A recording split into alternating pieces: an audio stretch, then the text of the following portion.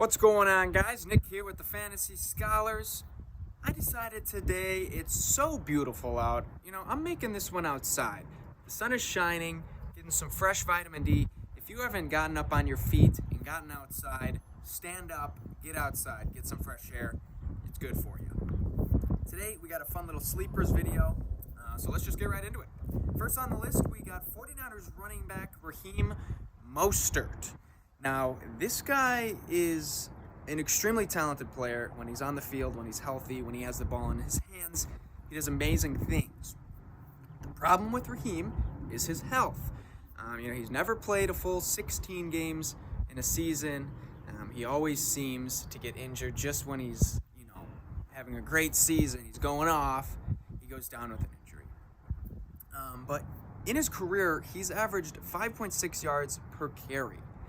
That is an insane number. Is that necessarily sustainable through an entire season? Maybe not. But either way, he's got an extreme talent. And the 49ers love to run the ball. They love to run the ball so much, they have about 3 starting running backs. But I think that's because, they run the ball so much, the running backs get put through so much damage that they get injured, so they have to stack the depth chart. Tevin Coleman recently left the team. Jeff Wilson is still there, and they also added Wayne Goldman. Now, Wayne Goldman filled in for Saquon Barkley last year pretty well, actually. He averaged, over 4 yards a carry, so still a solid running back. But in a way, I actually think this helps Raheem Mostert's fantasy value.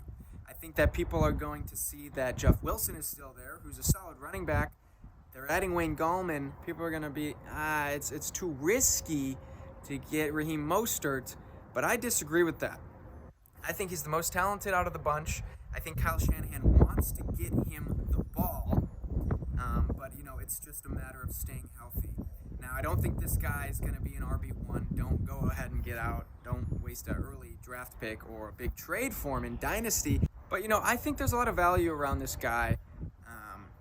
He's got the nickname Raheem Mostert for a reason. When he's starting, you put him in your lineup. I think that he can be a great flex and a solid RB2 if he's healthy. Next up on the list, we got Rams tight end Tyler Higby. Now, this guy did not live up to the hype going into last year.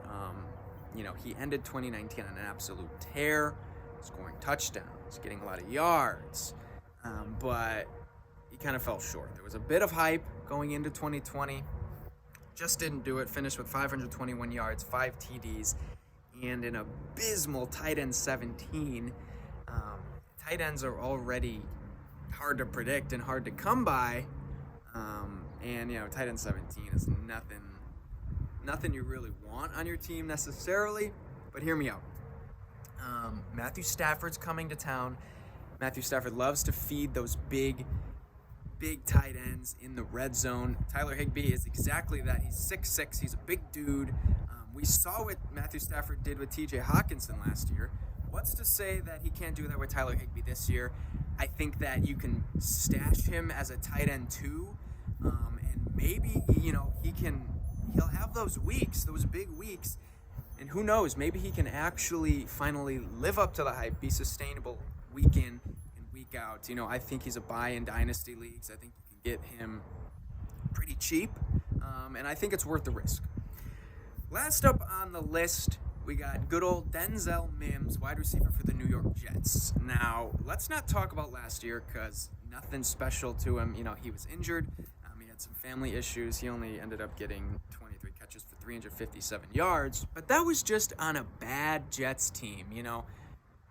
Sam Darnold was seeing goats. Adam Gase didn't know what he was doing. The team was just bad. But I think that Denzel Mims has the talent. He has the potential to be the wide receiver 1 in that offense. And any team's wide receiver 1 is a viable fantasy option on your team to at least have and to stash. So, if he does emerge as that wide receiver 1, I definitely think he's worth a look.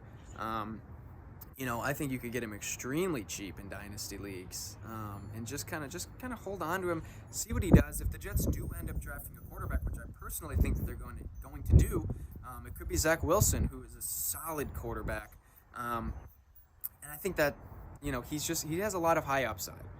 That's gonna do it for this one, guys. Thanks for watching. Make sure to check out our other fantasy football content. We got tons of dynasty stuff already up and coming in the future.